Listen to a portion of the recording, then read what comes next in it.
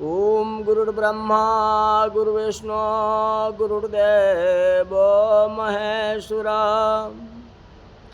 गुरुर्साक्षात् परम ब्रह्म तस्मै श्री गुरुवे नमः। कल कथा सदाचार बताए थे, अपना हमारा कर्म है। आज जो है यज्ञ, यज्ञ बड़ा से बड़ा होता है और छोटा से छोटा होता है। यज्ञ को भी 3 प्रकार की व्याख्या की गई। 3 प्रकार का यज्ञ होता है। सूत जी ने कहा कि ऋषियों, अग्नि में द्रव्य सहित हवन अग्नि यज्ञ कहलाता है। अग्नि में द्रव्य सहित हवन अग्नि यज्ञ कहलाता है। यह कई प्रकार का होता है। पहला तो समिधा में हवन किया जाता है, जो लकड़ी कहते हैं उसको समिधा कहते हैं। दूसरा जो है ब्रह्मचर्य अग्नि, ये भी एक प्रकार का हवन है। एक हवन तो जैसे हम कोई पूजा पाठ में करते हैं वह हो गया, जो समिधा हवन सामग्री इत्यादि 3 जौ से करते हैं। दूसरा ब्रह्मचर्य रहना, ये भी एक बहुत बड़ा यज्ञ है। 5 साल 10 साल 20 साल जितना का आपको हो सके ब्रह्मचर्य व्रत का धारण करो, ये भी सबसे बड़ा जग। विवाह न होने तक उपासक को ब्रह्मचारी रहना चाहिए 25 वर्ष तक। पुराना समय था 25 वर्ष तक, अब तो 18 साल तक का हो गया। चाहे कुछ भी हो, कहा गया 25 वर्ष तक ब्रह्मचर्य व्रत का धारण करना चाहिए, नियम होता है। ये भी एक प्रकार का यज्ञ है। आत्मवत सर्वभूतेषु परद्रव्येषु लोष्टम मातृव्रत सर्व प्रदारेषु। संसार में जो भी है माता और बहन के समान है। माता और बहन की रिश्ता जोड़ो, दूसरी रिश्ता नहीं जोड़ना चाहिए। यही तो सबसे बड़ा ब्रह्मचर्य है। ये भी एक प्रकार का यज्ञ है। इस यज्ञ में अगर सफल हो गए तो हो गया, भगवान के पास से बेड़ा पार, कोई जरूरत नहीं हवन करने का। तीसरा होता है शाम को अग्नि में दी हुई आहुति संपत्ति प्रदायक होती है। संध्या समय में हवन करना, प्रातः काल और संध्या समय। सुबह सूर्य देव की दी हुई आयु, जो सुबह जो हम हवन करते हैं वह सूर्य नारायण भगवान के नाम से होता है। ओम सूर्याय स्वाहा, अग्नि ज्योतिर्वर्चा स्वाहा, ज्योति अग्नि वर्चा स्वाहा। ये जो है सूर्य भगवान का, इससे हमें मान सम्मान मिलता है। घर परिवार में मान सम्मान मिलता है। सूर्य से बढ़ के कुछ नहीं है। उसी के साथ अन्य देवता का भी हवन करना। तो 3 प्रकार का हवन बताया। एक तो प्रातः काल सूर्य नारायण भगवान के समक्ष उनकी आहुति। दूसरा संध्या समय में।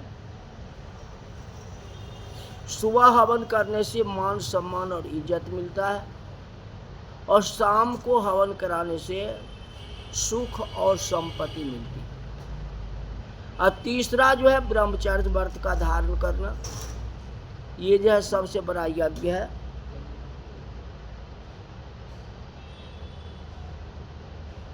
अगर देवताओं के नाम से यज्ञ करते हैं तो अग्नि आवश्यक होता है। देवताओं के नाम से हवन करने के लिए अग्नि की जरूरत होती है, बिना अग्नि से हो नहीं सकता। उसकी कथा इस प्रकार है।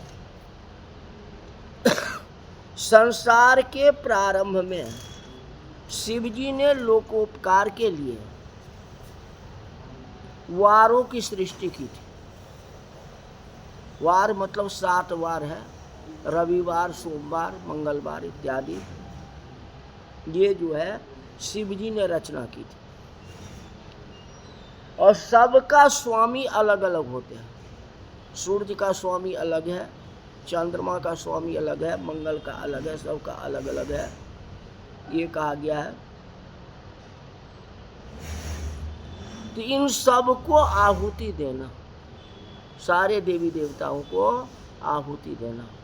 आप कहते हो ना, ब्रह्मा मुरारी त्रिपुरांतकारी भानु शशि भौम सुतो बुधा गुरुर शुक्र शनि राहु केतु सर्वे ग्रह शांति करा भवन्तु।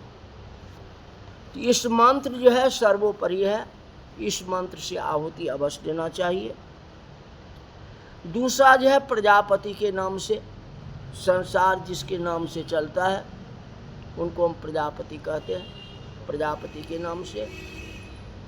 फिर अग्नि ज्योति, क्योंकि अग्नि तो आप प्रकट करते हैं, तो अग्नि के नाम से आहुति देना। कोई ये संसार जो है 5 तत्व से बना है, क्षिति जल पावक गगन समीरा, और 5 रचित यह अधम शरीर। तो 5 तत्व से ही शरीर बना है और 5 तत्व में ही जाकर के मिलता है। तो यही 5 तत्व है, इस तत्व का हवन करना, उनको आहुति देना हमारा जो नित्य कर्म बनता है। सूत जी ने कहा कि महामुनियों, देव यज्ञ कर्म शुभ फल देने वाला होता है। इस कार्य के लिए घर में कोई पवित्र स्थान होना चाहिए, देवताओं के यज्ञ के लिए, हवन के लिए। और घर आपकी दूषित है तो किसी मंदिर में जाकर के हवन करना, घर की अपेक्षा मंदिर में 10 गुना ज़्यादा फल मिलता है। या किसी गौशाला में यज्ञ करना, फल ज़्यादा मिलता है। जब भगवान कृष्ण का अवतार हुआ था, उनका नामांकन नंद जी ने गौशाला में जाके क्यों कराया? क्योंकि गौशाला का महत्व सबसे ज़्यादा है। घर तो उनका था, क्या घर में पवित्रता में कोई कमी थी क्या? घर तो उनका पवित्र ही था ना, लेकिन तो भी गौशाला में जाके कराया, क्योंकि गाय में 33 करोड़ देवी देवताओं का वास होता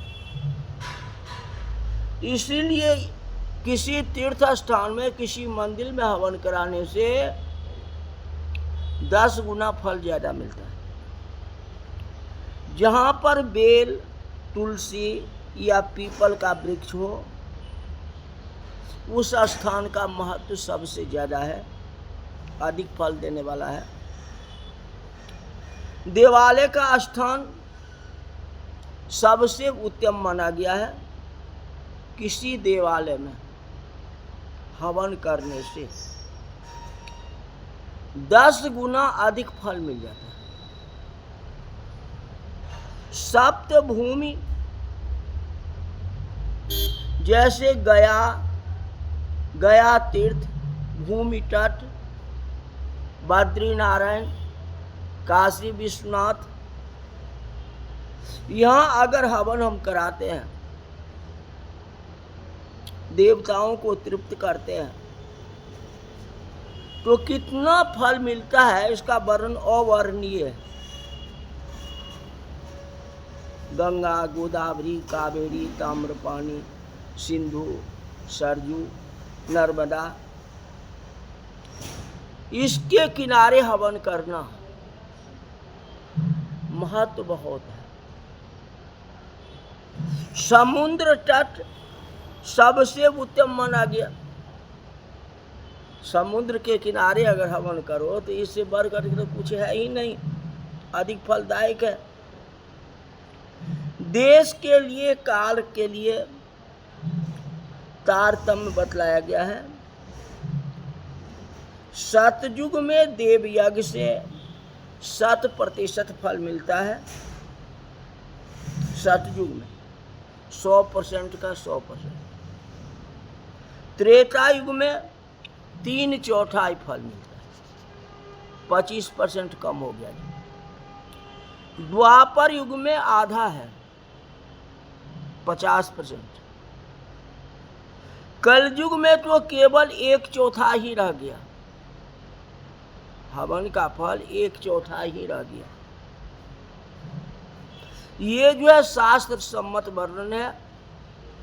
हमारे कलयुग में कम क्यों है? कलयुग में तो सतयुग के बराबर होना चाहिए। कलयुग को भी तो सतयुग बनाना चाहिए। उसके लिए आपको कर्म करना पड़ेगा ना। कर्म करोगे तो सतयुग भी हो सकता है, कोई बड़ी बात नहीं। क्योंकि धर्म ने दूसर सत्य समान है, सत्य के समान कोई धर्म है ही नहीं। असत मार्ग पर चलेगो तो यही सतयुग है। हाँ, असत मार्ग पर नहीं चले तो यही कलयुग हो। सूर्य संक्रांति के दिन जो हवन करता है 10 गुना ज्यादा फल मिलता है। चाहे घर में करो या तीर्थ में करो या तुलसी पेड़ या बर पेड़ पीपल के नीचे करो, कहीं करो, महत्व सबसे ज्यादा। विष्णु योग कहा गया। विष्णु योग में पंचांग में देख लेना, विष्णु योग होता है। गया में अगर हम हवन करते हैं तो बहुत महत्व है उसका। 7वें पितरों का भी पूजन हो गया, 7वें विष्णु भगवान का भी पूजन हो गया। विष्णवे स्वाहा, महत्व जो है सबसे ज्यादा हो गया। कहते हैं गया यज्ञ सबसे बढ़ करके है, इससे बढ़ करके कुछ है नहीं। अयोध्या में कर लो, सरजू नदी के तट पर, वे तो सबसे अच्छा है ही। जितना हो सके करो, बहुत कम है। ये प्रेमता और श्रद्धा होना चाहिए। देखो, प्रेमता और श्रद्धा होना चाहिए। श्रद्धा विश्वास स्वरूपिनो, श्रद्धा ही सब कुछ है। श्रद्धा नहीं है तो कुछ भी नहीं। इस तरह से कहा गया है। विशेष आपको करना है, गौदान करो। गौदान करने से कायिक, वाचिक और मानसिक पापों का निवारण होता है। हवन से सुख संपत्ति का विकास होता है और गौदान करने से कायिक, वाचिक और मानसिक, जैसे आप मजाक में भी बोलते हो ना, उसको भी पाप कहा गया। मन में आपको पाप की वासना है लेकिन पाप को आप प्रकट नहीं करते हो, ये भी पाप है। मन में तो पाप बसा हुआ है ना, उसको आप प्रकट नहीं करते। दूसरा जो किसी वस्तु को नजर से देखते हो, वह भी पाप है। आपको बताए ना, आत्मवत सर्वभूतेषु, सब जीव एक जैसा है, तो उसमें क्यों आप विष्टा रूप से देखते हो या बुराई देखते हो? नहीं देखना चाहिए। तो वे भी पाप है। इसके निवारण के लिए जो है गौदान कहा गया, जो श्रद्धा संबल सही। हाँ, श्रद्धा के अनुसार करो। इसलिए जब विवाह होता है तो माता पिता जो है गौदान कराते हैं। गौदान कराने का मतलब ये है कि हमारे बच्चे ने बचपन से 20-25 साल तक जो पाप किया है, अनजान में पाप हो गया, उस पाप को हम निवृत्ति करा दो। माता पिता का दायित्व होता है कि हमारे बेटे के ऊपर में कोई प्रकार की पाप नहीं हो, हमारी बेटी के ऊपर में कोई प्रकार का पाप नहीं हो। उस पाप के निवृत्ति के लिए शादी के समय जो है गौदान, चाहे मूल्य से करा दे या गाय खरीद के करा दे या जैसे करा दे, वो गौदान हो। दूसरा गौदान, माता पिता ने बचपन में आपको कंधे पर लेकर के घुमाया था, गोदी में लेकर के घुमाया था। तो ये भी तो एक प्रकार का ऋण हो गया ना। हाँ, तो इस ऋण को चुकाने के लिए बेटा 25 वर्ष से 100 वर्ष के अंदर में जो माता पिता पाप करते हैं,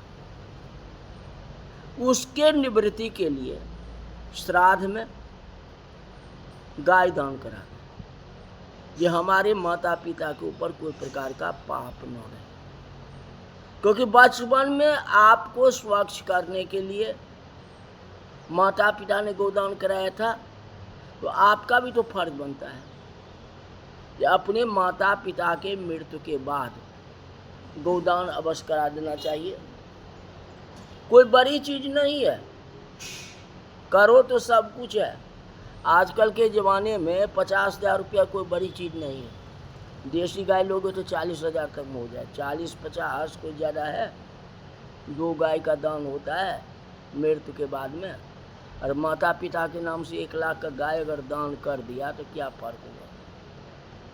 वह माता पिता ने आपको बहुत कुछ दिया, लाखों करोड़ों कमा करके दिया, आपका पालन पोषण किया, और उनकी मृत्यु पर अगर हम गोदान कर देते हैं तो कितना अच्छी वाली बात है, कोई खराबी नहीं। लेकिन आप सोचते हो, उसके लिए सोचना नहीं चाहिए। इस तरह आज की कथा यही तक रही। बोल वृंदावन बिहारी लाल की जय।